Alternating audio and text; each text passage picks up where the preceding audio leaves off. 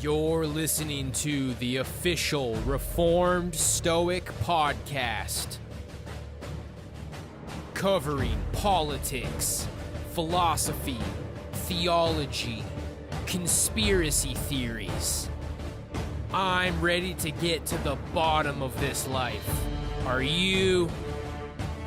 Join Wolfgang, Sketty Squad, Purity Gang, as we strive to take dominion over this dying planet. I am Reformed Stoic, and this is my podcast.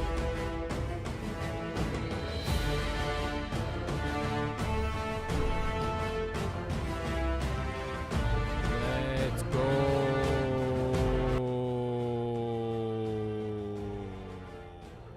Sketty. What is up, gang? Squatting.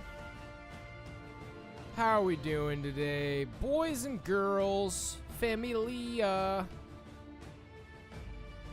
Got me some groceries today. It's a very rainy day today. It was a very rainy day yesterday.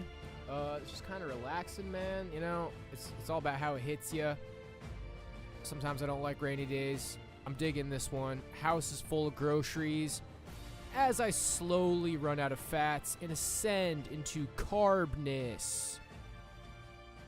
That's right, my friends. We're carbing it into ascension around here. I watched Sideways last night. Can't remember. Somebody recommended it from chat. I thought it was great, man. Great movie. If you haven't seen it, check it out. I feel like the kind of like relationship-y theme in there is like really good for just kind of, I don't know, guys who are like struggling. People who are in the struggle. It's got some good feels, some good laughs. It was good times. I think I'm going to check out that movie Dakota now from the same director. Seems like it's kind of a cozy director, whoever that guy is. Played a little drums today, worked out. Things are grilling and chilling over here. I said we were going to be doing today's podcast on the main. I overshot just a little bit. I remember when we got this strike. This is when I was on Omegle. I randomly did an Omegle stream, and some negative stuff popped up on stream, and it did not take very long for me to take a strike, and I definitely remember that it was at night. So, yeah, that'll be wearing off at some point tonight. We should. I mean, now I'm kind of getting paranoid that for some reason it's not going away, but I'm pretty sure 90% we should be back on the main tomorrow for whatever we do for the grillin' and chillin' stream. Today's topic is, both topics are pretty much about Russia and Putin, more or less. So just kind of staying up on current events around here. Let's go ahead and skid it with the news segment. Mic check, mic check. All right, let's get it. You're listening to the Reformed Stoic News segment. Let's go.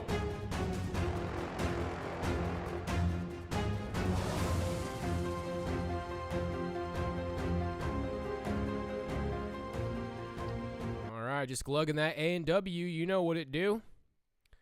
So, first up for this fine Wednesday, September 28th. We got our buddies at CNBC. This is from yesterday.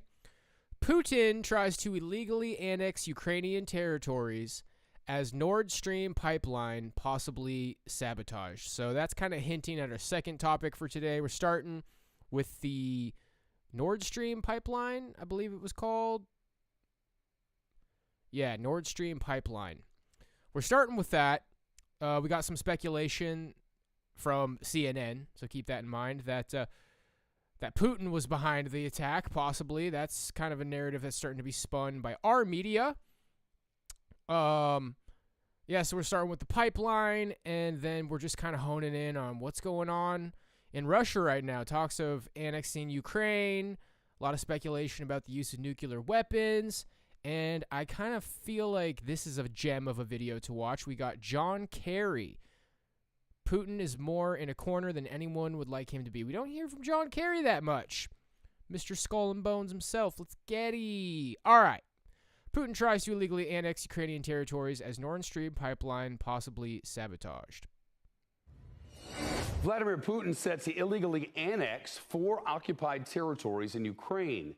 Russian state media reports that the referendum showed that nearly 95% of voters are in favor of joining Russia. U.S. officials have warned the Kremlin will rig the results, just as they did 8 years ago in Crimea. According to the British Defense Ministry, Russia could officially absorb the 4 regions as soon as this Friday. Today, Secretary of State Antony Blinken said that the U.S. would never recognize those territories as part of Russia. The referendum comes as thousands of Russians continuing to leave the country. They're trying to avoid Putin's call-up of 300,000 reserve troops to fight in Ukraine. Our sister network Sky News and their correspondent, Dominic Waghorn, spoke to some Russians who crossed the Georgian border. 10,000 Russians have crossed a day here since Putin's mobilization decree almost a week ago. Some fleeing call-up papers they've already been sent. Like Nick, on the run now, to avoid fighting in Ukraine. I want to leave for Russia because I'm an engineer and scientist, and my government wants to make meat from me. The queue of vehicles at the Georgia border backed They want to make meat from me? up for miles, with similar scenes reported in Kazakhstan and Mongolia too. Russians are voting with their feet against Putin's war and his call-up plans. We've met an engineer, an IT specialist, a nuclear physicist, all who've given up their jobs and are simply walking out of Russia. This is a mass exodus in which Russia is hemorrhaging some of its brightest and its best, a brain drain that could take years to recover from. Sky News' Dominic Waghorn on the border. Meantime, powerful explosions rattled the Baltic Sea before the European authorities discovered unusual leaks on the 2 Nord Stream pipelines. That today from seismologists in Sweden and Denmark. The leaks do raise concern about the possible sabotage as Europe faces a growing energy crisis. Denmark's military officials releasing this video today. It shows a swirling mass of natural gas bubbling up on the surface of the Baltic Sea. Sky News' Shivani Robbins reports on the fallout of that leak. The pipelines run more than 1,000 kilometres under the Baltic Sea to Germany. The first leak was reported on the never-opened Nordstream 2 line on Monday, east of the island of Bornholm. Then on Tuesday, 2 leaks were found on the nearby Nordstream 1, with Swedish scientists detecting explosions. We know very well what an underwater blast looks like, and so in this case there's no doubt this is not an earthquake. This is a blast that has been occurring in the water column or close to the bottom. The cause of the damage is still being investigated.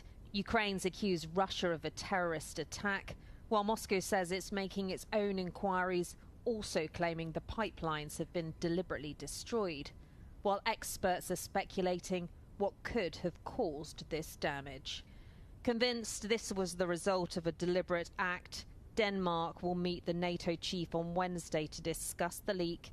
If sabotage is confirmed here, that could mark a new and serious escalation in the energy war raging alongside the conflict in Ukraine. Siobhan Robbins, Sky News, Germany. Man, it's trippy to think about how those underwater pipelines are built. That'd be something cool to study at some point. I imagine they just have like big rigs, dropping pipes to the bottom of the ocean, and then there's like scuba welders or something. I mean, that's pretty intense stuff. My kind of borderline compulsive behavior would be like, oh no, my underwater pipeline that I worked so hard on, that was so meticulous and difficult to build, it's leaking. Kind of stresses me out just thinking about it, man. Like, that's something that you don't really want to like build over and over. And then thinking about how they'd fix something like that. Tricky stuff. I imagine some sort of like underwater welding, underwater construction. Crazy stuff, man. Let's see what we got in the comments. There's more journalism taking place in the comment section than CNBC. Based. There's only one country who have the reason, motivation, ability, and the balls to do this. America. Whoa there, buddy. You sound like you need some freedom. Not America, Joe. We are not the same. Almost all true except ability. The pipelines are at 60, 70 meter depth. I've done deeper dives as a civilian for fun. Any country with a decent combat frogman unit can pull this off, including besides the U.S. and all of Europe. China, Russia, Israel, India, Turkey, Pakistan, Japan, and some Central and South American countries. That's a base comment, dude. There's a lot of information in there. Knowledge of how deep the pipeline is. He says he's done deeper dives as a civilian for fun. What is this, Jesse Ventura?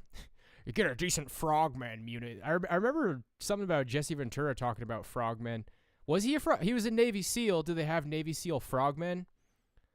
Yeah, underwater teams. Like, just, there's a lot to learn about here. Learning about underwater frogmen teams, how it's built, how it's fixed, how it was destroyed. That's all fascinating to me. I'm not really crazy of the idea of being deep underwater. For some reason, that seems kind of like the opposite of heights. Like, if you're afraid of heights, being on like a skyscraper and falling off, the opposite is like being at the bottom of the ocean. That's kind of freaky too, dude. I'm all about like medium. I like to be not super high in the sky, not at the bottom of the ocean, just right here on dry land, brah, hang tenny. Anyway. Everyone had their panties in a bunch claiming how Orange Man bad would start World War III, but now we have an MP thanking the U.S. for the events transpired regarding the pipeline, and no one complains about this administration.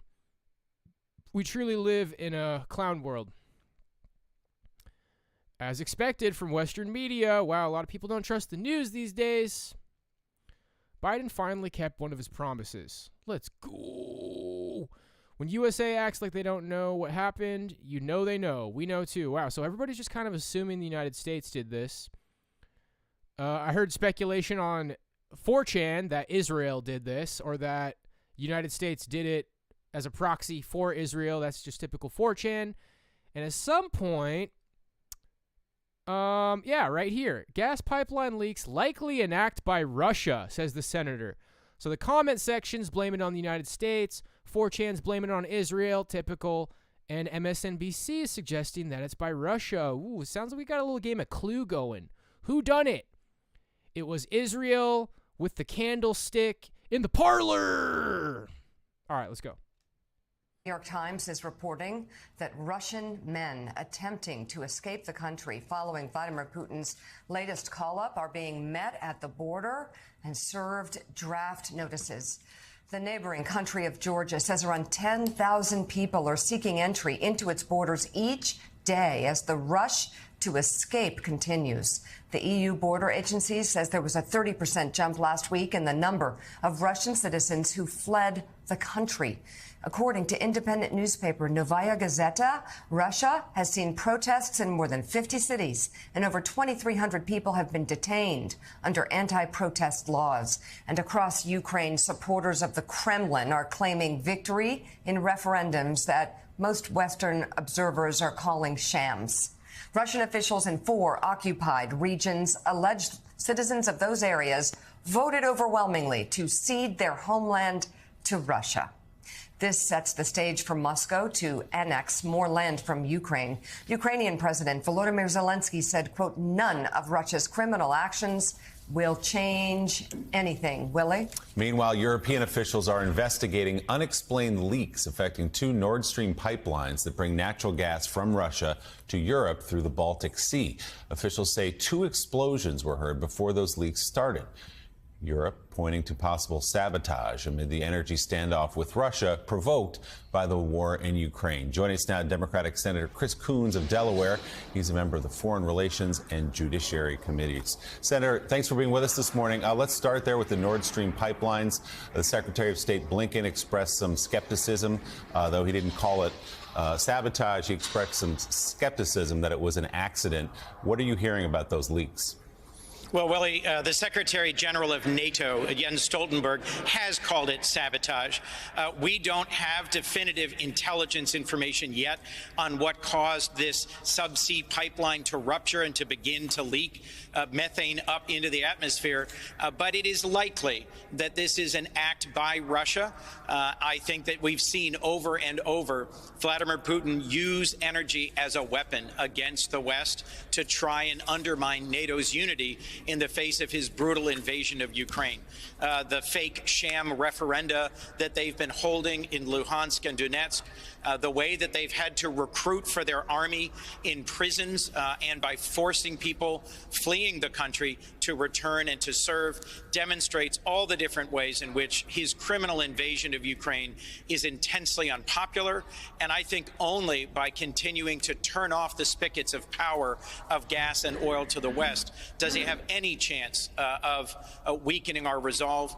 Nonetheless, despite his actions here in Congress, we have a strong bipartisan support for voting for more funding. President Biden has asked for $12 billion more in the bill we will take up at the end of this week, and I believe it'll pass. As the Russian military continues to flail in Ukraine, we are seeing acts like a nuclear threat last week from Vladimir Putin saying, I'm not bluffing on this. Perhaps if this is sabotage, as the Secretary General says, another act of desperation. As he's backed into a corner, what does that tell you about where he is and about his mindset? How much does that concern you?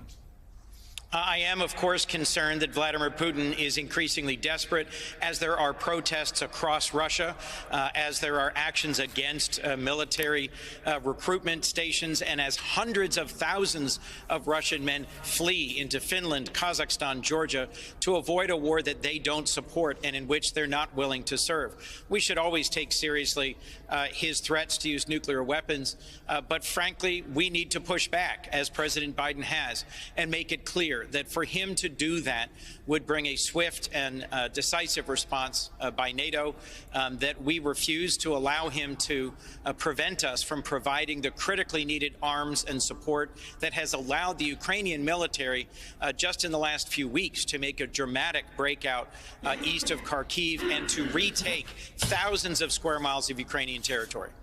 Senator, as the Russian army continues to expose its own weaknesses, And as Putin continues to show that he is in a very, very shaky position in terms of his own country, with people fleeing rather than serving in the army, there's increased talk about potential negotiations between Ukraine and Russia to end this war.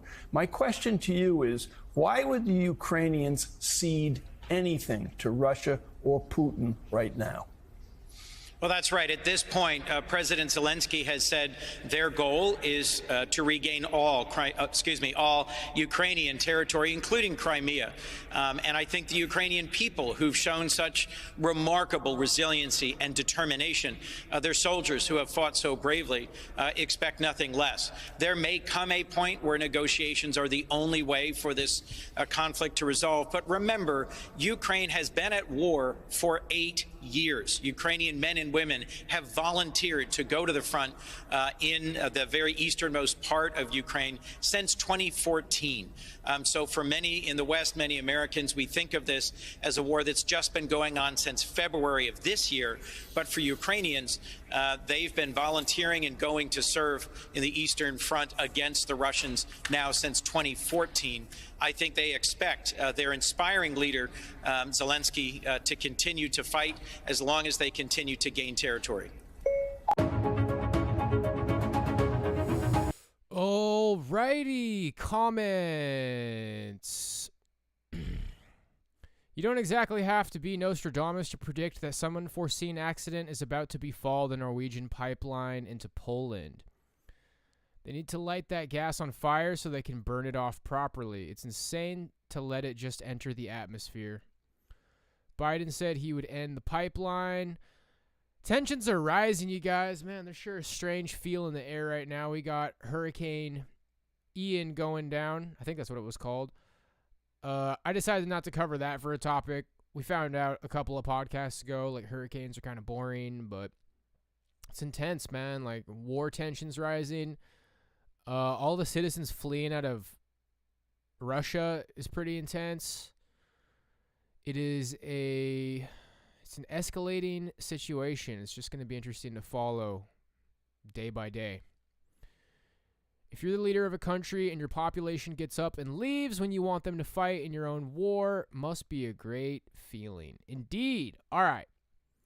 Video shows bubbling surface of Baltic Sea caused by Nordstream pipeline leak.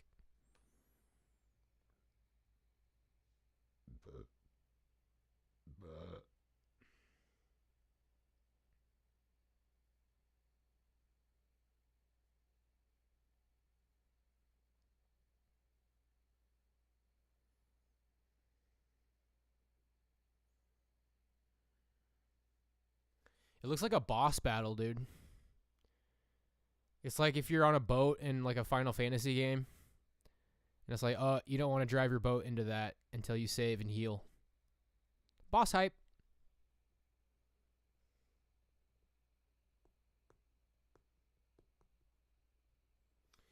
Yeah. The leaks are under investigation.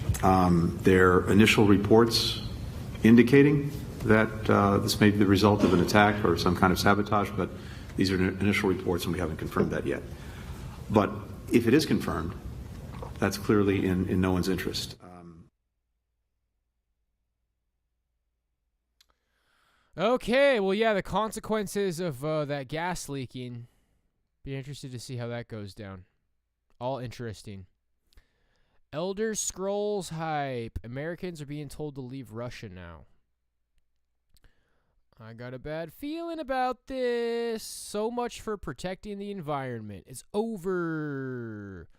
If Russia didn't want to use it, it would be easy enough to not turn the valve to the open position on their side of the pipeline. That's not a leak, it's a blowout. The one who will benefit the most is the one who sold lots of LNG to EU and doesn't want Nordstreams to open forever, so it can continue selling 10 times priced LNG. Sounds like Russia did it. That would mean the Russians, and for LNG, Norway can supply Western and Eastern Europe. Remember, Norway also had pipelines under the Baltic, so this narrative sounded like these people think Russia was behind it. Imagine not knowing the pipeline was and is shut down and is generating zero revenue for Russia. LOL. Why would Russia destroy its international trade revenue like that? You in February. CIA, U.S. benefits greatly here. What? Don't go blaming the glows. How long were you in a coma for? But it still has vast potential. I'm having a hard time convincing myself that Russia would do this to itself at this point, but you never know. Was it Putin or the glows? I wonder if our president has something to do with that. He did say he would do something about it. Correct. On video, February 7th, 2022, with the German Chancellor. It can be found in the White House archives. What would be the point? The pipelines weren't even being used. The point is that he said there would be no Nord Stream 2. He said it on tape. Why would a pipeline not being used be full of gas under pressure? It's air, not gas, and it's to maintain the pressure in the pipe so it doesn't collapse from the pressure from being underwater. Huh, interesting. Tiny flexible leaks gonna somehow prevent them from building a new pipeline? You aren't very smart, are you? Tiny fixable leaks. If Russia didn't want to use it, it would be easy enough not to turn the valve to the open position on the other side of the pipeline. Yeah, I saw he said that over there. So ship traffic is warned to stay 5 nautical miles away from a pipeline leaking air. Yep, it's called an investigation perimeter. You think ships are going to ignite a gas by traveling near it? LOL. You probably still think ships use candles for lights. LOL. All right, so we got some interesting debate here. Not making a terrible case for that this pipeline wasn't ultimately being used. It's leaking air. The air keeps the pipeline from collapsing from the weight of the water. All right. We got CNN, baby. Gas is pouring out of the Nord Stream pipelines. Here's what you need to know. So CNN saying that the gas is pouring out.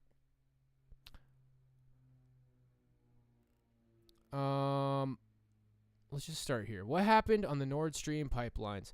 Swedish authorities first sounded the alarm on Tuesday about leaks in the Nord Stream 1 and Nord Stream 2 pipelines, both of which run under the Baltic Sea near Sweden and Denmark.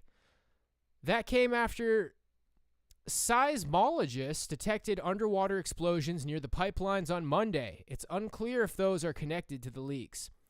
Neither pipeline was transporting gas to Europe when the attacks occurred. Russia shut off gas flows through the first pipeline weeks ago, and the second was scrapped by Germany after Russia's invasion of Ukraine, just before it was due to become operational. But both still contained gas under pressure. Swedish Prime Minister Magdalena Andersson said in a news conference Tuesday that the leaks were likely caused by a deliberate action, but not an attack against Sweden. Other Western countries and NATO have echoed that conclusion. German, Danish, and Scandinavian security authorities are now examining the leaks and trying to identify their cause, according to the German economy Minister Robert Habeck, who added that Europe is able to protect its own critical infrastructure. Authorities are keeping ships away from the area, citing the risk of leaked gas igniting over the water and in the air, but say there are few other security risks since the leak will only affect the environment where the gas plumes are located. Okay, so this is the opposite narrative of what we were just reading in that comment section. All right, looks like we hit a little bit of turbulence for a second there, but we're good. We're just about done with this topic. I'm just killing these last few minutes here, and then we're going to move on to just enough about the pipeline and more about the situation in Ukraine and Russia, nukes, all that in general. What is Nord Stream? The 2 Nord Stream pipelines designed to transport Russian gas to the EU were years in the planning. Nord Stream 1 was announced in 1997 during a period of relatively calm relations between the West and post-Soviet Russia, and became operational in 2011. For the past decade, it has been a key artery carrying Russia's vast gas supplies to Europe, accounting for about 35% of Europe's total Russian gas imports last year. It flows directly to Germany, the bloc's biggest economy, which is particularly reliant on Moscow's gas to power its homes and industry.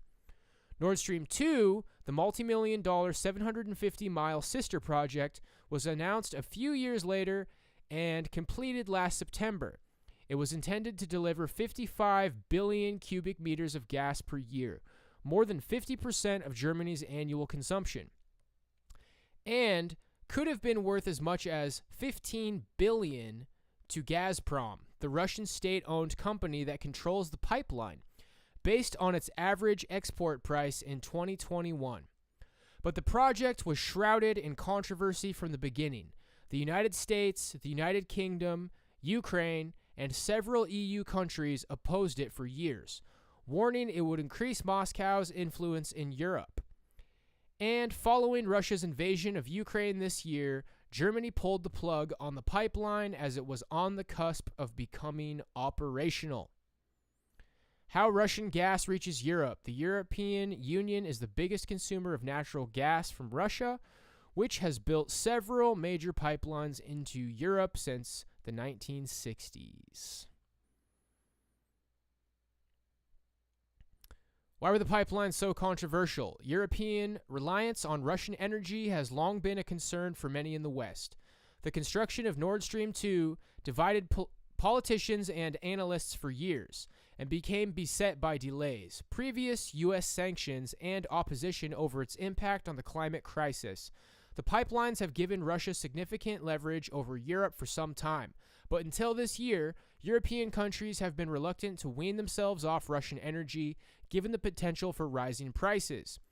The EU pledged to cut its dependence on Russian gas after Moscow annexed part of Ukraine in 2014, but imports increased between 2016 and 2018 before falling slightly. Russia's invasion of the rest of Ukraine this year has completely changed the calculus, but Europe's shift in approach has come too late to prevent what is expected to be a difficult winter this year, with soaring energy prices fueling inflation around the continent. Alrighty, Germany fucked, says Esoteric. Interesting.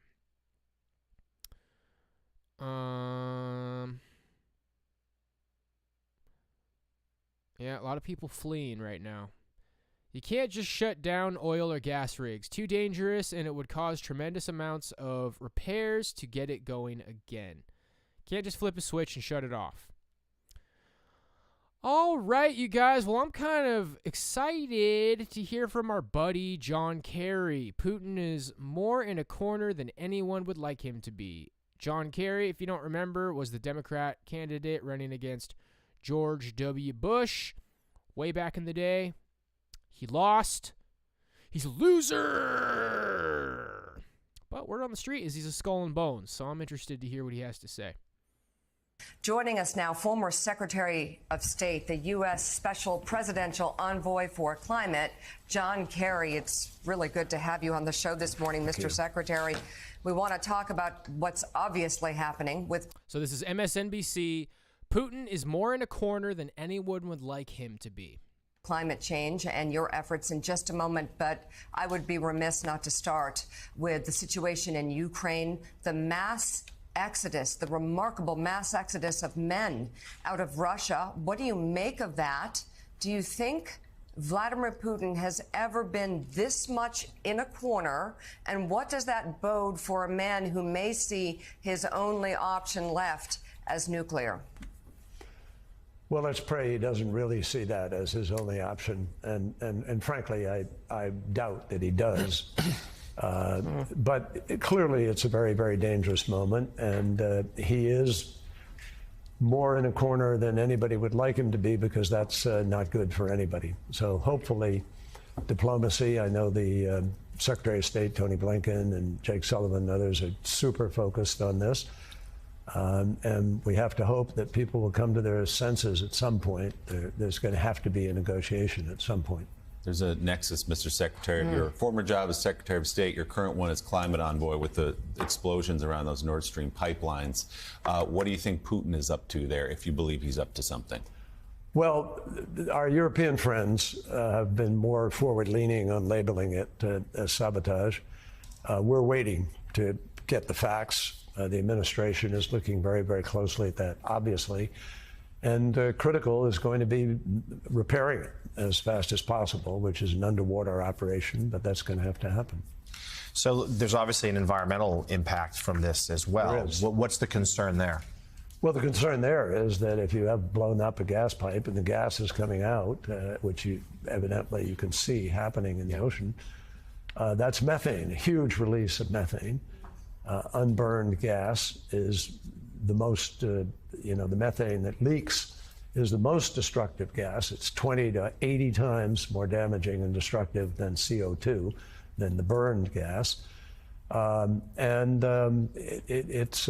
It's responsible overall for half of the warming of the planet. So we've actually, on the good side of the story, President Biden announced a methane pledge in Glasgow last year. We have 122 nations that have joined in this pledge to reduce methane leaks by 30% by 2030. If we did that, and I believe we will be able to do it, we have more and more nations signing up. It's the equivalent of every automobile, every truck, every car, every airplane in the world going to zero by 2030, zero emissions. So that's a huge grab if we can get it. And very excitingly, the Senate passed the Kigali Amendment this week, which is the first environmental treaty to pass in about 30 years. And that will also probably help in the cooling of the planet by about 0.2 degrees Celsius. So that's a big step forward to finally ratify it, make it the law of our land, and have the United States step up. And President Biden and the team and the Senate should be congratulated for making that happen. There is a major UN climate conference scheduled to be held in November in Egypt. Nations from all across the globe will be participating in that. My question to you is, what can be done about China? Their seeming reluctance to participate in affairs of climate control that other nations. Well, China, interestingly enough, China has a plan. They put a plan in place. We think they could be doing more. But China is going to be building more electric vehicles will be put on the road over the next year or so in China than in all the rest of the world put together. China is, I'm not excusing China, I'm just telling you that China is moving to do additional things. They are deploying renewable power at a rate that exceeds all other nations. They are the largest manufacturer of renewables in the world. And so China is moving. The challenge is that if we're not cooperating together, which we're not able to be doing right now, since Taiwan, the Taiwan visit, China has suspended its communications with us on this subject. I hope they're going to come back, and I hope we can work together, because take methane. Methane is, China, under last year's agreement in Glasgow, said they will put out an ambitious national action plan for methane this year. We were working on that together. How do you do it? What's the best way to approach it? We could actually be helpful, and they could be helpful to the rest of the world and to us in reciprocal efforts that we make. China is deploying a massive amount of renewables right now. And so we want China to be able to move faster, do more, and it works better when we're able to cooperate. But China will be in Sharm el-Sheikh. China will come. China will say to the world what it's doing, but I don't think it'll have quite as much impact as if we were able to cooperate together. There'll be about 30,000 people coming to Sharm el-Sheikh. It's going to be a massive meeting. Africa is front and center in this particular meeting because it's taking place in Africa. And we are all assembling in Africa in a few days for what's called the pre-COP, where we try to minimize the capacity for thorny issues to get in the way and to destroy the momentum and so forth. We're very hopeful, but scientists are warning us. I mean, this is where this is urgent. And yes, the world has to deal with Ukraine and the world has to deal with inflation, but we also have to deal with an existential crisis, which is the climate crisis. And Mother Nature could not be more clear to everybody about the dangers. Very well-respected scientists warned us a week or two ago that we may have reached 5 tipping points. We may be past them, we may not, we don't know.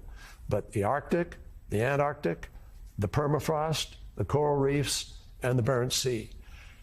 That could have, that does have absolutely dramatic, life-threatening implications if we don't deal with it rapidly. And the administration, as you know well, has made this issue a priority. The Inflation Reduction Act included $369 billion toward climate renewable energy programs. For people watching out there, that's a huge number. What does it mean practically, though? How do things Well, in change? practical terms, President Biden succeeded in achieving a extraordinarily important piece of legislation which has implications way beyond just the United States. This legislation will have an impact on the available technologies to the rest of the world. And the rest of the world is suddenly, look, we just had a huge energy summit in Pittsburgh with ministers from around the world, and they're all talking about the Inflation Reduction Act and the impact it's going to have on them, because they see the U.S. moving forward on technology, research, development, on deployment, on direct air carbon capture or battery storage or other kinds of storage or green hydrogen. All these different technologies that are going to change economies around the world. And they're now saying, wow, the United States of America is moving forward. That's going to have an impact on us. And they also don't want to be left behind. So they're saying, hey, we better get our own act moving on this. So the Inflation Reduction Act will be an accelerator of action way beyond just what happens in the States. But in the States, it not only has implications for people's health care, which will be cheaper, for drugs that will be cheaper, prescription drugs.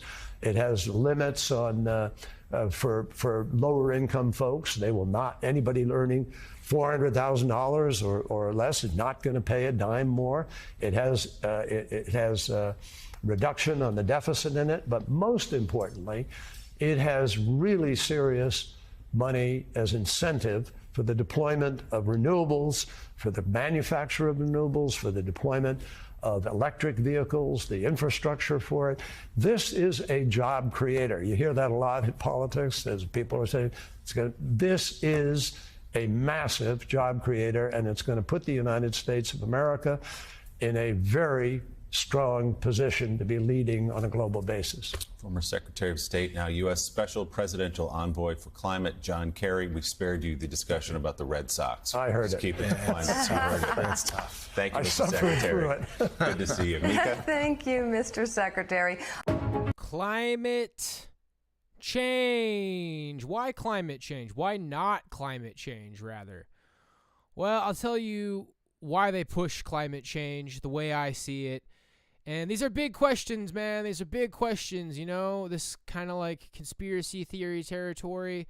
Sometimes you don't want to put all your cards out there because, some of these things, guys, it's like a strong hunch and you look into it. But, these questions as far as like, do we really live on a sphere? Is the deal with like carbon emissions and the greenhouse gases, is that the way it is or is that the way it isn't? Well, what I focus on is what would be the motive behind the scare of climate change? And that's it right there. It's a scare.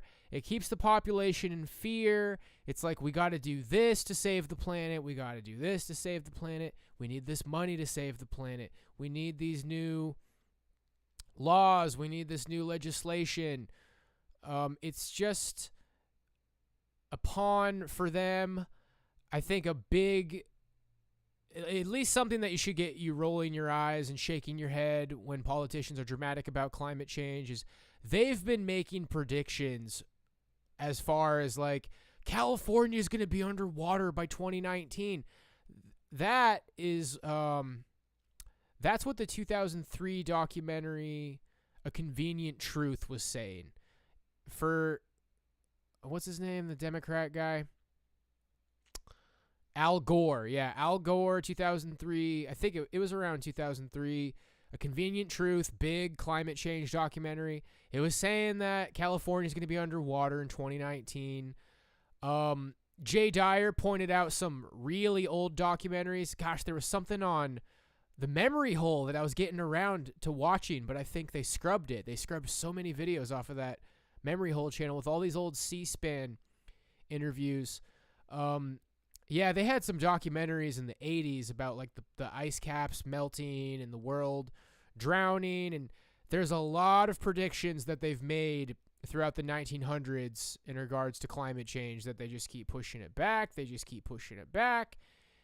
And they push it back years, you know, when they're saying 2019 and 2003, it's over 15 years. And so then when we start getting close to that, then they just push it back again. Money, power, fear, population management. The pattern that you see in this kind of stuff is that people are a problem, that the population is a problem. It's a means of fear and control. So the way I am is whenever I hear politicians talking about climate change, it's like, all right, what's really going on? What's the real motive here? And I think right now, ever since COVID, we've just been watching the world kind of like lock down and tighten this new global type of totalitarian rule. Like, buckle up, guys. Just get ready to see what happens to world government over these next few years. This is the new world order. Like, ever since COVID, man, ever since 2020, and it's really crazy how it kicked off in 2020. That's a special kind of a year, you know, a new decade. New decade, virus drops, war starts. I mean, some people say that we're in the end times and these are the vials of wrath. I mean, you could say that the coronavirus was the plagues, and then after plagues, there's war, famine. Who knows, guys? A lot of people speculating about what's going on right now. Russia is in peril if Vladimir Putin does not back down. Vladimir Putin is in peril either way. Putin and the Lord of Chaos, lies, and insurrection, long entwined, continue on vile parallel paths. They would rather destroy their countries than admit they have lost. So refreshing to hear, a chance to hear something hopeful other than chaos and sadness from the world of news. All right, people are saying Joe Biden, Nordstream. Let's see if we can find this clip. No Nord Stream 2 if Russia invades Ukraine. Is this it? If Russia invades, that means tanks or troops crossing the border of Ukraine again. Then there will be no longer a Nord Stream 2. We will bring an end to it. Well, there you fucking go, dude. Wow. That's pretty cut and dry. Not really like a ton of speculation there. Dark Brandon doesn't beat around the bush. How will you do that exactly? Since the project and control of the project is within Germany's control. We will. I promise you, we'll be able to do it. Real Emperor Palpatine hours. It's like, I assure you, our attack will be quite operational. Wow. I'm glad we watched that. Holy crap. We will, I promise you, we'll be able to do it. Damn, dude. Possibly this is a good idea to say to our American friends. We will be united. We will act together, and we will take all the necessary steps, and all the necessary steps will be done by all of us together. Today, will you commit today to turning off and pulling the plug on Nord Stream 2? You didn't mention it. You haven't mentioned it. As I already said, we are acting together. We are absolutely united, and we will not taking different steps. We will do the same steps, and they will be very, very hard to Russia, and they should understand. And then our media tries to blame it on Russia. Well, there you go. Now I think I understand why so many people are saying it's a special agency that glows in the dark. And this is the kind of stuff they do. When it appears like, why are you always saying the CIA this, the CIA that? Well, on paper, the CIA works internationally. They deal with our assets overseas, and, you know, kind of like pre-war. Once we're to a full-scale war, then military is doing its thing. But in these pre-war times, or just, yeah, CIA does stuff overseas. You heard it from Sleepy Joe himself. We were going to shut it down. How are you going to shut it down? I assure you that we're capable of it. And yeah, interesting. Very interesting. Leftist Fox moralism at the expense of the American people's tax money and gas prices. Fell asleep twice watching the news. Yeah, that happens. And Russia has no reason to blow up their own pipeline. Yeah, I think it's all starting to make sense. Putin on verge of international law violation. Men flee potential draft. ABC. To the war in Ukraine. Vladimir Putin on the verge of violating international law by declaring parts of Ukraine to be Russian territory as increasing numbers of Russian men head for the border to avoid the military draft. Chief Foreign Correspondent Ian Pannell is on the scene in Ukraine. Good morning, Ian. Yeah, good morning, George. Well, it wouldn't be the first illegal annexation of Ukraine by Russia, but it certainly would be the largest and most serious and likely to provoke a response from the US and allies. Meanwhile, the first Russians mobilized by Putin just days ago are apparently already fighting on the front lines. But it seems that most of those called up to serve are instead trying to get out of the country. This morning, a mass exodus from Russia as Vladimir Putin drafts hundreds of thousands of men to help his struggling campaign in Ukraine. 66,000 Russian citizens have entered the European Union over the past week, nearly 100,000 entering Kazakhstan, and 100,000 more into Georgia. The crush to leave so great in parts that it can be seen by satellite. ABC's Britt Clennett is on the ground in Georgia. All these people behind me have had a days-long journey from Russia. They were checked at the border to make sure they weren't on the draft list. But these guys, they're relieved, they're exhausted, but they say they don't have any plans. They just needed to get out. Dmitry spent 7 days trying to escape, breathless from 2 days on foot crossing into Georgia. I don't want to kill people and I don't want to be killed. I don't need this war. And I don't support Putin. And as discontent in Russia grows, on the ground here in Ukraine, fears Russia may escalate as it concludes sham referendums in 4 occupied territories. Putin expected to formally annex them in the coming days. Unsurprisingly, the Kremlin now claiming over 96% of those who voted favour becoming part of Russia. But Ukrainian officials saying the elections were rigged, with some forced to vote at gunpoint. President Zelensky saying this farce in the occupied territories can't even be called an imitation of a referendum. Meanwhile, growing questions this morning around 2 damaged gas pipelines running from Russia to Germany. A Swedish Coast Guard video showing bubbles from a reported major leak under the Baltic Sea. Danish seismic stations recording explosions nearby.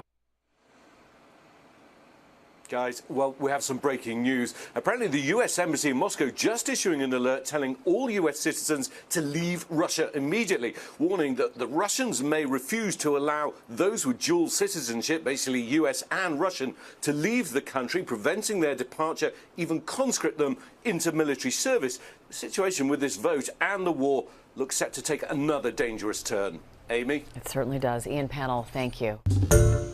Hi, everyone. George Stephanopoulos. We are right on the brink, guys. Wow. So this all kind of started with, feeling to chime in the comments here. It just sounds like, I guess to summarize it, Putin wants to kind of gain these territories to get leverage over NATO, more or less. Like NATO, look, I had a friend way back in 2014 who gave me this narrative.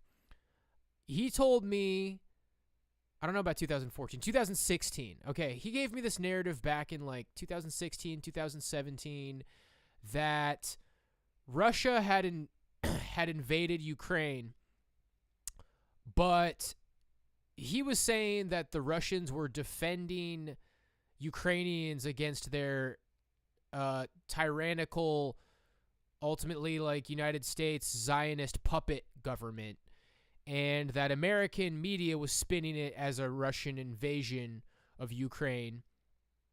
And I remember NATO activity near Russia's borders back then. So this is all just kind of about gaining leverage over NATO, gaining strategic positions to not be cornered and surrounded by NATO. But yeah, this has been going on for a long time. It's interesting to see how it took the main stage. I feel like I should have paid better attention back in the day. But yeah, I mean, we're right on the verge. Shit's getting real. They're saying Putin's backed into a corner. It's interesting to see that Russians are fleeing. They don't want any part in the war. I probably see Russia just giving up, you know, just giving in. It looks to me like they've lost, but might just say fuck it and like hit all the nuke buttons, dude. Now Russia's going to claim that Ukraine voting area is their land, and if anyone enters, you're invading Russia. It's bad. Let's back a superpower into a corner. Damn, we'll see what the comments say. Imagine hating a neighboring country so much you tear your own country apart trying to capture said country. It's power. He hates everybody who opposes him. It's Ukraine that hates Russia so much. That's the truth, but at the end of the day, Ukraine will be alone. Believe me, Putin will never back down, and Americans will not sacrifice to your country because of Ukraine. Remember this day. Damn. You good, man? Looks like you're having a stroke. 47 likes. Yikes, dude. Imagine having a region in your country declare independence 8 years ago, and you been at war with that region of your own country ever since. Now imagine acting like that never happened when that region begs for help and help arrives. Now imagine having the Western propaganda machine on your side. Putler only understands force, so let's give it to him. Ooh, man, people are saying war stuff.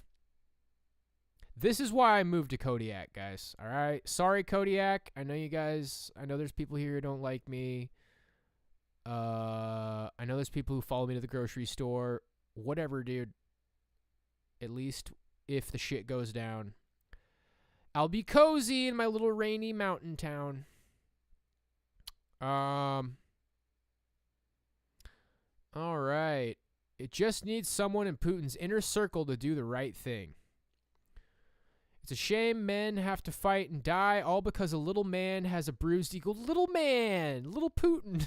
I want to see some propaganda comics where Putin's a little man, where he's like sitting on his chair and he can't even see above his desk.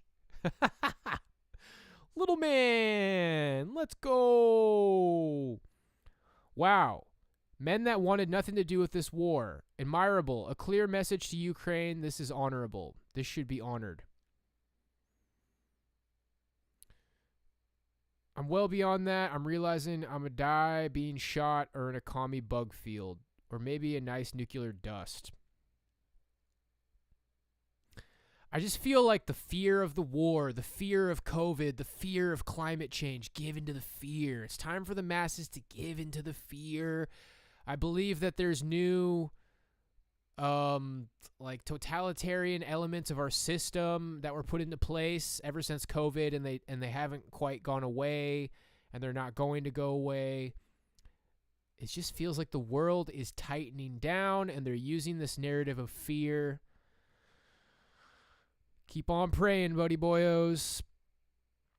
On the verge of violating international law? Why isn't war a general crime against humanity in the first place?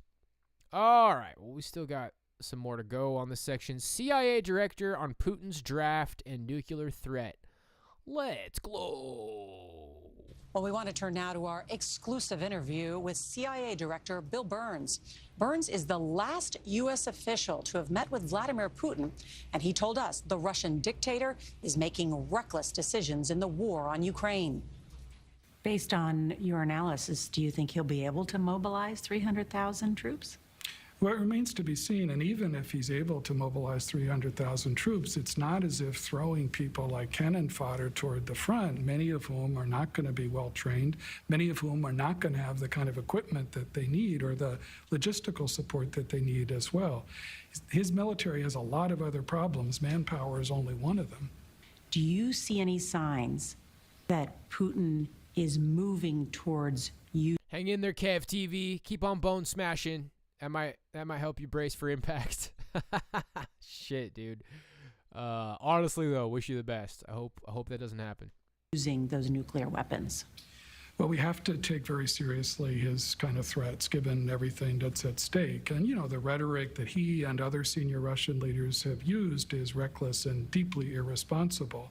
We don't see any practical evidence today in the U.S. intelligence community. He's moving closer to actual use, that there's an imminent threat of using tactical nuclear weapons. But as I said, we have to take it very seriously. So is he bluffing? It's very hard to say at this point. And as I said, what we have to do is take it very seriously, watch for signs of actual preparations, and also, and this is the role of policymakers, and I'm no longer a policymaker, but to communicate very directly the severe consequences that would flow from any use of nuclear weapons. Much more of our interview with CIA Director Bill Burns will air here. Alrighty, if those nukes are anything like the poorly maintained vehicles and weapons, I'm sure the nukes won't even leave the silo before imploding. I don't know. Throwing thousands upon thousands of troops into a war like cannon fodder with no regard for how many of them die. Sure worked for Russia in 1939 against Finland. I'm not surprised at all that Putin would do this. See the replies there. Remember Simo. Hi-ha. He said it, most important aspect of an offensive attack is logistics. He didn't want to say the truth, but we are heading that way. This interviewer's facial expressions are so funny. I live near DC. I feel as though if anything happens, I might feel a quick rumble and then nothing. It's nerve-wracking at times.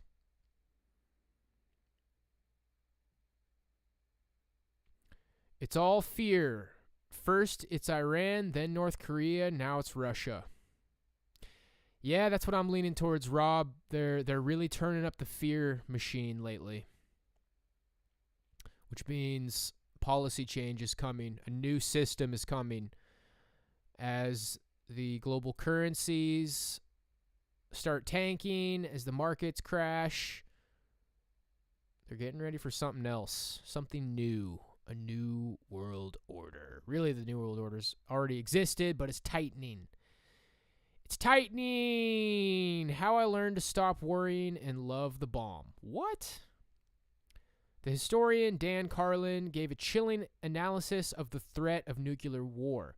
How long can humanity walk the nuclear tightrope without falling? 100 years? 200? Sooner or later we fall. All right, keep on cranking it. U.S. warns of Putin against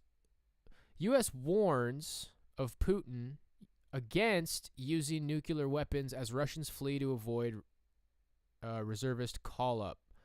All right, last one here, CNBC. The United States warning Vladimir Putin there will be catastrophic consequences if Russia uses nuclear weapons. That from the National Security Advisor Jake Sullivan in an interview on NBC's Meet the Press. If Russia crosses this line, there will be catastrophic consequences for Russia. The United States will respond decisively. Russia understands very well what the United States would do in response to the use of nuclear weapons in Ukraine because we have spelled it out for them. Last week, Putin warned of nuclear retaliation if the West continues what he called nuclear blackmail. The Ukrainian President Volodymyr Zelensky says he does not believe the Russian leader is bluffing. Meantime, violence is erupting across Russia after President Putin called up 300,000 reserve troops to fight in Ukraine. This video shows people running for cover after a gunman fired at a military recruiting center in Siberia today. Officials say the man injured a Russian military officer. Russian state media report the gunman walked into the office yelling, "No one will go to fight," and "We will all go home now." Officials say police officers arrested the man. Meantime, this video appears to show a guy throwing a Molotov cocktail, or a series of them, at another military recruiting center. Local officials confirmed that that building was set on fire earlier today. According to our corporate cousins at Sky News, a suspect is in custody.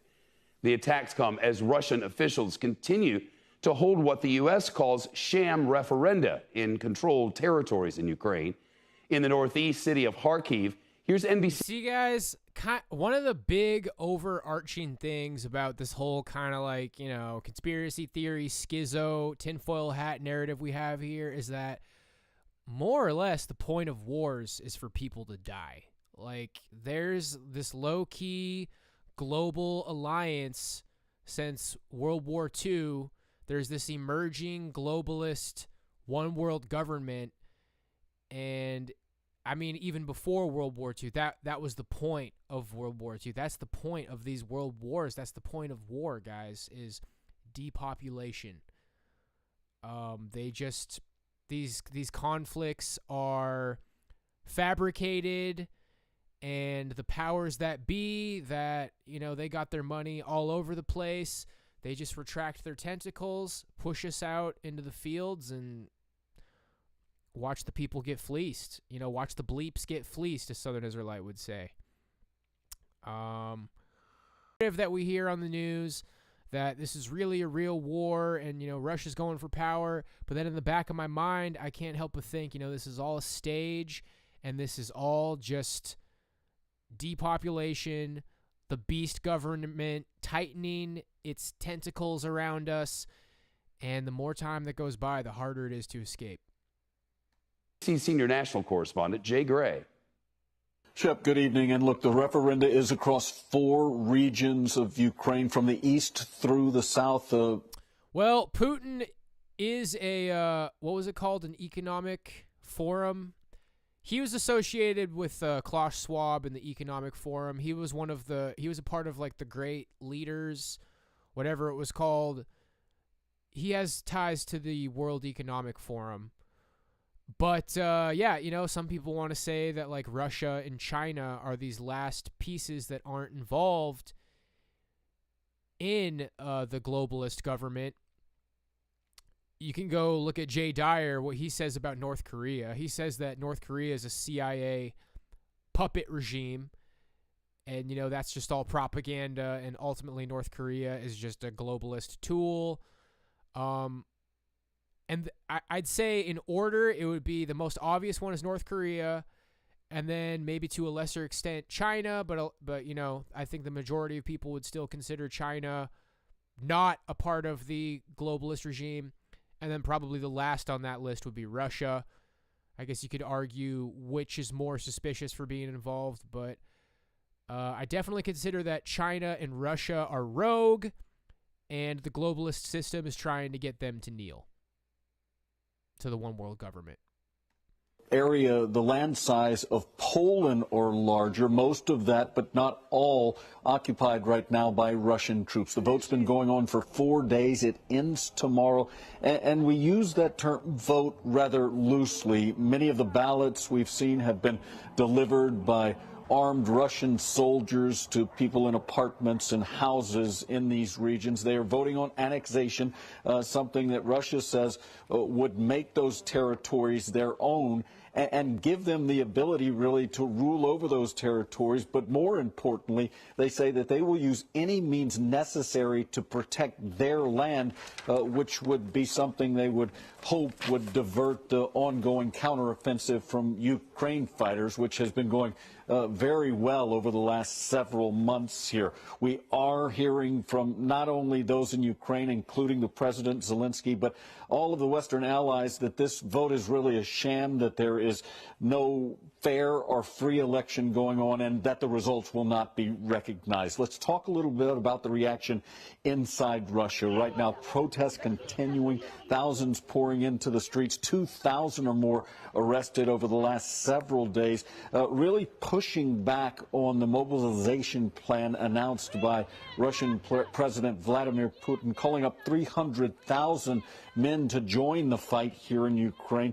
Hundreds have been fleeing that call up. We've seen lines at border crossings, some of them stretching for 15 miles with cars, all of those anxious to get out of the country, avoid this draft, avoid this call-up.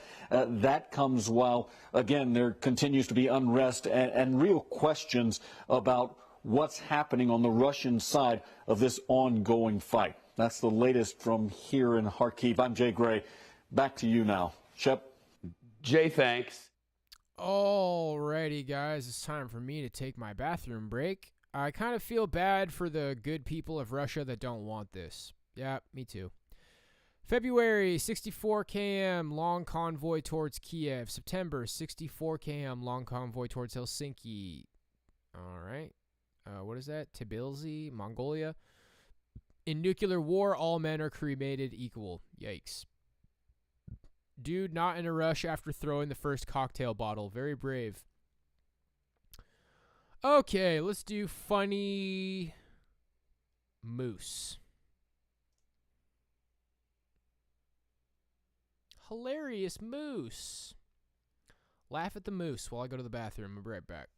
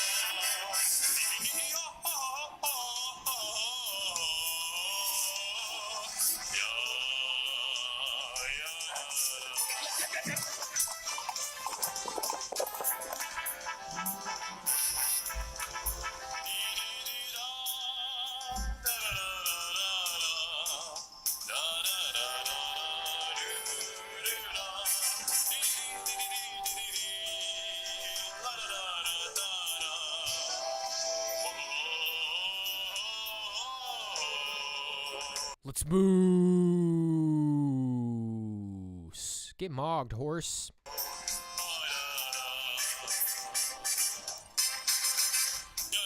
Dude, moose are so Chad. Like, they're dangerous as shit. Yeah, dude. Nobody could fuck with a moose.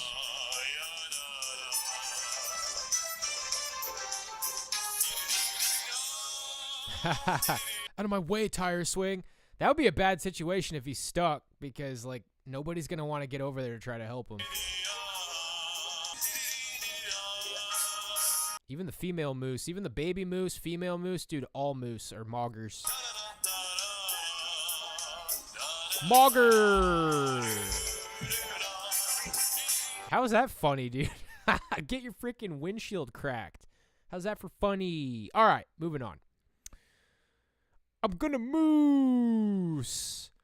Analysis, truth or bluff? Why Putin's nuclear warnings have the West worried. This is from today, and this is Reuters. Reuters.com. Putin has warned of nuclear weapons scenario. Russian nuclear umbrella about to be extended. Newly annexed territory of Ukraine to be covered. Ukraine, United States says take Putin seriously. All right. President Vladimir Putin's latest warning that he is ready to use nuclear weapons to defend Russia amid the war in Ukraine has made a troubling question much more urgent. Is the former KGB spy bluffing? Putin cautioned it was no bluff, and Western politicians, diplomats, and nuclear weapons experts are divided. Some say he could use one or more smaller tactical nuclear weapons to try to stave off military defeat, protect his presidency, scare off the West, or intimidate Kiev into capitulation. Putin's warning, which was followed by a more specific threat to use a nuclear weapon in Ukraine from an ally, might mean the Kremlin is considering an escalation after Russia annexes 4 Ukrainian regions which it only partly occupies. Russia's parliament is expected to declare the regions part of Russia on October 4th.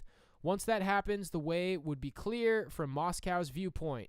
for a possible defensive strike if it felt the territory was under serious threat. Latest updates, okay, those are links. Breaking the nuclear taboo would be a sign of desperation, however, so whether or not Putin does go nuclear may ultimately depend on how cornered he feels in a conflict which has thus far humbled rather than defeated a former superpower. Putin controls the world's largest nuclear arsenal, including a new generation of hypersonic weapons and 10 times more tactical nuclear weapons than the West. And the United States and the NATO military alliance are taking him seriously. All right.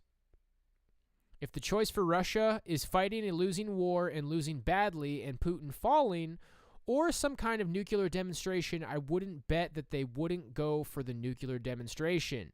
Tony Brenton, a former British ambassador to Russia, told Reuters in August before Putin stepped up his warnings. In his most recent comments, Putin explicitly warned the West that Russia would use all available means to defend Russian territory and accused the West of discussing a potential nuclear attack on Russia. This is not a bluff, and those who try to blackmail us with nuclear weapons should know that the weather vane can turn and point towards them, he said. Such blunt Kremlin rhetoric is very different to the much more nuanced nuclear signals preferred by late Soviet leaders after Nikita Khrushchev took the world to the brink of nuclear war in the 1962 Cuban Missile Crisis. U.S. National Security Advisor Jake Sullivan told U.S. TV networks on Sunday that President Joe Biden's administration was taking Putin's comments deadly seriously and had warned Moscow of specific catastrophic consequences if it used nuclear arms. Okay, well, we know how this discussion goes. We've read similar articles in the past. Things have been pretty escalated for a while now. We're just going to have to see what happens, gang. Aw, Putin, are you an incel? You gonna cry, little man? Woo! All right, guys. Well, today I got kind of a unique religious topic to finish up with. We got why God allows natural disasters to happen. We got a literally who source with 332 views. We'll give him a shot. It's your moment, little buddy. And then we got this bigger source, real truth, real quick. Why does God allow hurricanes, earthquakes, and other natural disasters? I'm interested to see what they have to say here. Little info going into this. You know, the problem of evil is something that atheists always bring to Christians or even other like New Age spiritual people, Gnostics, is why does God allow bad things to happen? And a lot of the time, the answer will revolve around free will. But when it comes to natural disasters, it doesn't have anything to do with human free will. So, let's see what we got.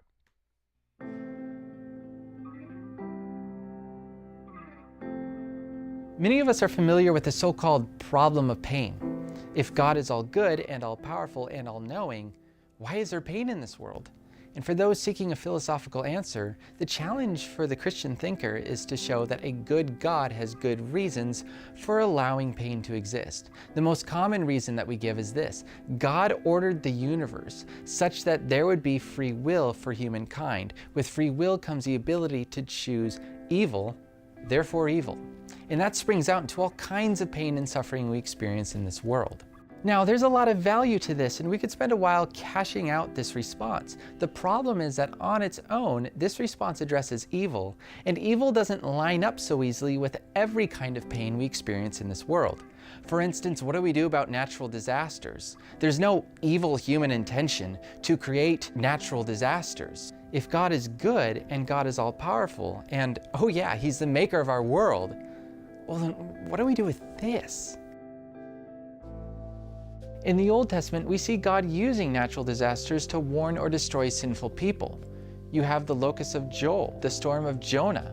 There's other more supernatural things like the flood of Noah, Sodom and Gomorrah, the plagues of Egypt. And so some people will look to these natural disasters today and say, aha, see, God is judging that city.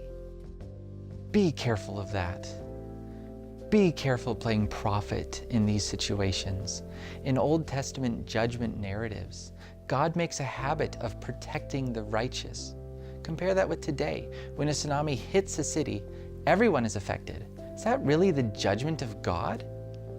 Look back to Jesus in Luke 8:24. A storm shows up, the lives of the disciples are jeopardized. Jesus rebukes the storm. In this case, God was at odds with nature's threat against human life. It seems to me that the vast majority of natural disasters are merely natural.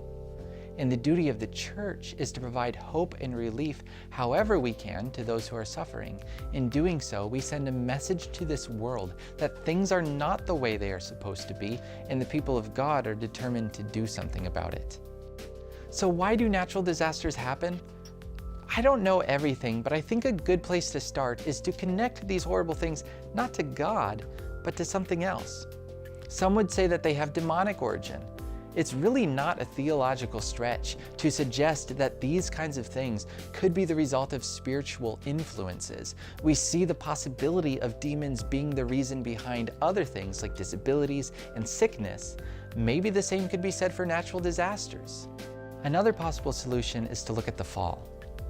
It's interesting to notice that when God created the world, God saw everything that He made, and behold, it was very good. God made a good world. But then in Genesis 3, Adam and Eve sinned and everything went awry. It's hard for me to imagine that if they never sinned, there would still be occasional natural disasters in the Garden of Eden. Some might even point to Genesis 3:17, when God says, "Cursed is the ground because of you." Now, to be fair, this is in the context of it being hard to gather food from the earth. But regardless, in Romans 8, Paul seems to understand the effect of sin on a cosmic level. He says that creation is subjected to futility, bondage, corruption, and just like us, creation longs for the day of salvation, when Christ returns and makes everything new. But we're still left with the question, why does God allow this to happen now? To be honest, I really don't have a great answer. We could speculate, and that can be helpful. But at the end of the day, I think it's unrealistic to expect a perfect answer on this one. Some religions attempt to do that. The Bible doesn't. What the Bible does is it teaches us how to pray when we experience unexplained suffering. It models prayers for us when we wish God would just make it stop. It doesn't sugarcoat this. It doesn't belittle the difficulty, but it tells us how to relate to God when we experience the pains of this world. And it tells us that God became man and experienced the pains of this world Himself so that He could relate to us. And so we admit that there are difficulties when it comes to why God would allow these kinds of things to happen in our time. The best we can say is that this period of waiting and longing and groaning and trusting is building up to a proper moment in God's story of redemption. How this all plays out is yet to be seen. Until then, let's take good notice of the frailty of life. We do not know how long we have to live. We don't know. Every natural disaster is a bleak reminder of this. But God can save the soul, and every day He calls us to be a part of His kingdom where we trust and find comfort in Him. 718 sub Andy. You tried, buddy. We gave you a shot. We gave the little guy a shot. Yeah, it was all right. Let's go to the big channel. Big man channel. All right, this guy's got more subs, more views. Let's see their perspective now. Welcome to Real Truth Real Quick. My name is Rick Smith. I'm here with Todd Wagner. How you doing, Todd? I'm well, thank you. Well, today we're talking about natural disasters, things like hurricanes, floods, earthquakes. Why does God allow something like, He could stop it. Why does He allow it to happen? Well, let's just start because it's so interesting. Whenever these things hit, insurance companies, what do they call this? They say we don't insure against acts of God sometimes, right? And so like, hey, that had to be honest. Isn't it a shame that we blame God for hurricanes, earthquakes, and other natural disasters that happen? Well, let me just start by saying this. Let's acknowledge a few things. There was a flood in Genesis 7 that covered the whole earth. That was an act of God, for sure. There was an earthquake in Numbers 16 that affected the sons of Korah. That was an act of God, for sure. There was fire that consumed priests that were offering a sacrifice inappropriately. In Leviticus chapter 10, it's mentioned. There are places in Scripture, in Revelation chapter 6, we see famine, and death and disease and pestilence are going to come hail even from heaven is going to destroy and bring great sorrow to people that are acts of God. I think sometimes people go, gosh, is every time a hurricane or an earthquake happen, is it because God's bringing judgment? And the answer to that would be absolutely not, in the sense that it happened in Genesis 7 and Numbers 16. But let's just say this. In Romans 8, the Bible just says that creation itself is subjected to futility. In other words, God didn't intend it this way. There were no earthquakes and tornadoes and floods in Eden, okay? But it says that creation itself has become subjected to these things because of him who subjected it, meaning the one that God had given dominion to rule over the earth. When we gave ourselves away to not walk in relationship with God, then all of creation, which is held together by him, is moved increasingly towards chaos. And it says in verse 22 of Romans 8, that says, all of creation now groans and suffers the pains of the world not as it should be, and it longs for redemption, okay? One of the mistakes that you can make is that you can say that, no, God can't stop these things and doesn't want to, which is obviously wrong. God's sovereign over all things. And so even if God doesn't cause an earthquake and God doesn't cause a flood, he certainly allows it to happen as a effect of the fall, or even sometimes you look in the book of Job. Satan said, hey, I want to mess with Job, and I want destruction to come into his life. And God permitted to take out Job's kids. But not every time that tragedy befalls through acts of God is it a form of judgment. All right? This is really important, Rick, okay? First of all, God is ultimately culpable that it happens, but he uses sometimes what even the enemy intends for evil, or what is just part of a fallen creation for good. This is important. Romans 8:28 says, not that God wants all these things to happen because he's good. It says, God causes all things to work together for good to those who love God and are called according to his purposes. I'm going to read you a psalm. It's Psalm 46, and it says this: God is our refuge and strength, a very present help in trouble. Therefore, we will not fear, though the earth should change. Watch this. Though the mountains slip into the heart of the sea. That's a pretty dramatic earthquake. Though its waters roar and foam, though the mountains quake, okay, at its swelling strength and pride of all that's happening and the trouble that's right there. They're basically saying we can find rest and comfort in God. Do you know who wrote that? It's the sons of Korah. The guys who themselves died in judgment, men who were their ancestors, who died in judgment at an earthquake. And they saw that, listen, rebellion against God does not lead to peace. Putting our hope in the ways of this world or in the world at all is insanity. And they eventually returned to the Lord, and it was a crisis that brought them there. Sometimes crisis straightens our thinking out, okay? And God can take what the devil and even a broken creation intends for evil, if you will, and he can use it for good. Part of what he'll do is he'll drive us to our knees and humble us and let us know that even though today we can see hurricanes coming, before societies didn't even know hurricanes were coming till they hit. Today we know they're coming. We know their power. Computer models help us see where they're at, but we can't stop them. It shows us our smallness, our desperation, that this world isn't our home. It brings clarity to what really matters. We can argue all day long if man is a special creature or not, but when there's an earthquake or a flood, we know right away who we're supposed to go in and save. You see the best in humankind come out, the way we care for and love each other. God uses it for good all the time, okay? And it also shows us that if we've been giving ourselves to other things, we better align ourselves with the one who is sovereign over all creation. Last thing, it's a mistake to say that every time that there's a hurricane or an earthquake, it's because God's bringing special judgment on people. Jesus dealt with this in Luke chapter 13. There was an event that happens in Luke 13 where Pilate, in his rage, this is now God using just a wicked ruler to bring about horror to people, in a sense. The hearts of kings are like channels of water in the hands of the Lord. He directs them wherever he pleases. So there was a flood of wrath that came from a pagan king, and it killed a bunch of men.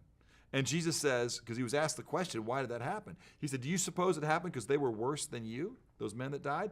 He said, what about the 18 men that died during the construction project over there at the Tower of Siloam? He goes, do you think they died because they were more wicked than you? In other words, there was a construction failure.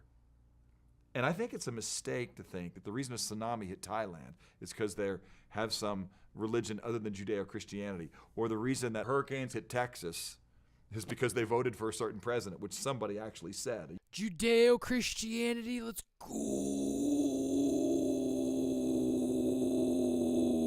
Sorry. University professor said that a flood, came and wiped out a bunch of people because they went a certain way politically. Jesus says this, no, I tell you, you too should repent unless something similar happens to you. What's he talking about? Jesus is saying, hey, look, in this broken world that's not as it should be, that there are hurricanes and floods and judgments and wicked men that do wicked things. You never know when you're going to die. And so you better right now reconcile with God. That's what's up, Earth Bowl. I don't know why I haven't been eating rice every day. For now, whenever I make rice, I do it with my chicken. I do my chicken bowls, and then I've started to put mushrooms and tofu in that. Rice, chicken, tofu, mushrooms, teriyaki sauce, some veggies. But yeah, guys, I'm tiptoeing towards high-carb vegan, man. As of now, the only meat I have, I got a little bit of sausage left. I got my frozen meatballs that I put in my pasta, but I only use 4 of them. And then I just got another big bag of chicken tenders. But I'm just kind of tiptoeing towards running out of animal products in the house, and I'm going to give this high-carb vegan a go eventually, guys. I feel good on it. Anybody curious about this diet? Because I know the whole paradigm right now, even for like red-pilled kind of people, is carnivore, keto, high-fat. Jordan Peterson, Andrew Tate, they're all shilling the carnivore. I would highly recommend that you guys check out More Plates, More Dates. He did a video on Simonet Nutrition's channel where he ran his blood work. Simonet Nutrition is a high-carb vegan channel, and More Plates, More Dates did a video going over the video where he's talking about his blood work. You should check that out. If you just search vegan in More Plates, More Dates, his catalog, he goes over that guy's blood work, and it's pretty solid. It's pretty solid. He talks about like some of the disadvantages to a diet like that. But yeah, way back in the past, I was saying More Plates, More Dates got a legit channel. So there's some high carb vegans out there with legit blood work. Anyway. Lest you come suddenly and quickly to an end without having made peace with the one who is sovereign over everything, including your life. And so what Jesus says is, hey, don't think that just because trouble falls a certain way or in a certain land or to a certain person, it was because they were more wicked than you. No, Jesus says every one of you needs to be ready to die and prepare for judgment. So why does God allow? First of all, it wasn't his intention. It's a result of us being in a broken world. Secondly, we need to realize that earthquakes don't only befall wicked people. Okay? And thirdly, prepare yourself for the day of judgment, whether that judgment comes through an earthquake, a flood, or a lightning bolt from heaven. You're going to die. You better make peace with God. And then fourthly, let's rejoice that in the midst of tragedy, we see what ultimately matters, not our material things, but other human beings. And we care for one another, and in loving one another and helping each other, you see some of the grace of God. And then God does use all of these troubles, all right, to redirect us to what ultimately matters. It's the sons of Korah who wrote Psalm 46. Thanks, Todd. So we're filming this shortly after Hurricane Harvey. There's another big hurricane on the way. Yeah. What would you say to someone that goes, hey, is this the end times? No, I wouldn't say that, Rick. I mean, there have been tragedies that have been happening since the beginning of times. There's no question at the end of the times, there's going to be earthquakes and wars and rumors of wars. But it's pretty tough to drape the New York Times, over your Bible and go, this must be that. All right? Jesus' point in Luke 13 was, you be ready, because the end times are coming, and you're going to stand before someone in judgment, and you don't know when that lightning bolt is going to strike, that water is going to rise, that earth is going to open, or your ticker's going to quit ticking. So reconcile with God. But, listen, the end of the world's going to come one day. We did a Real Truth real quick on that. Yep. All right? When's the end of the world going to happen? We also did a Real Truth real quick on why does God allow mass shootings and terrorist acts. Yep. I would also watch that. But, trust in the Lord and do good. Dwell in the land and cultivate faithfulness.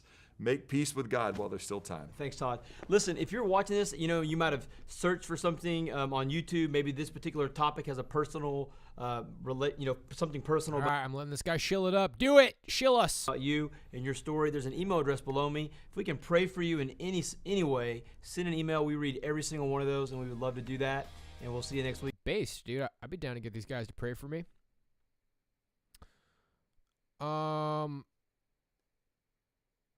There we go. Like button. Boom.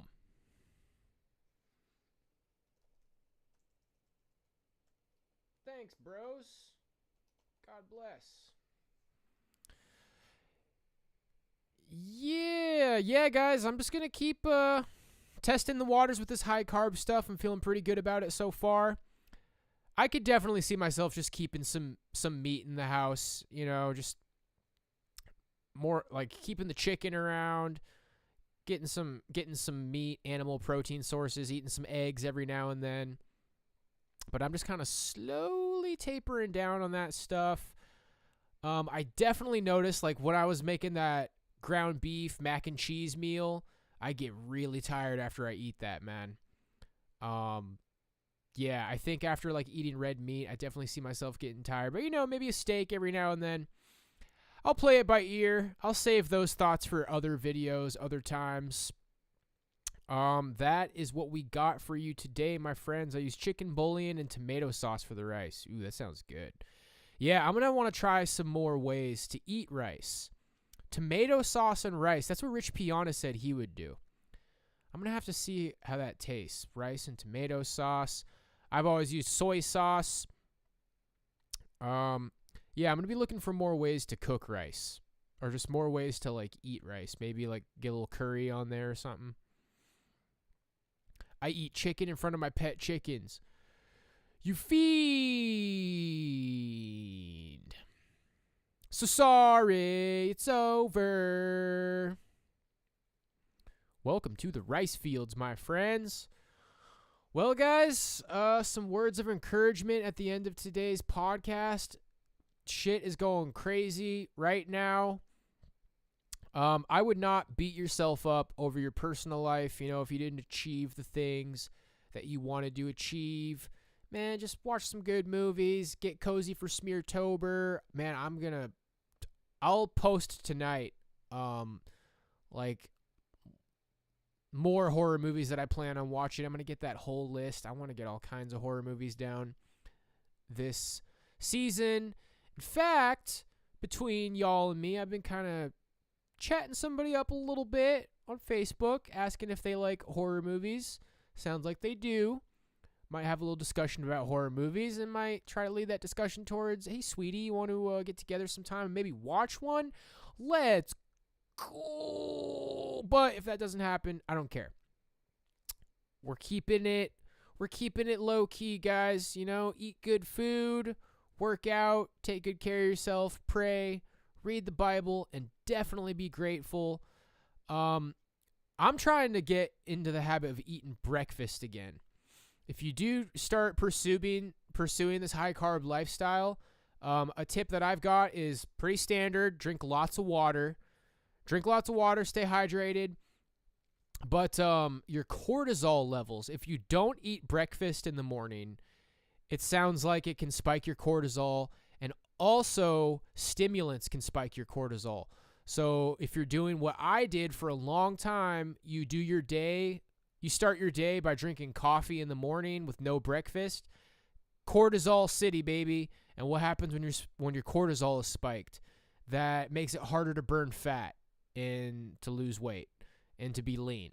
So I'm going to try to hit up some breakfast in the morning, carb it up, right?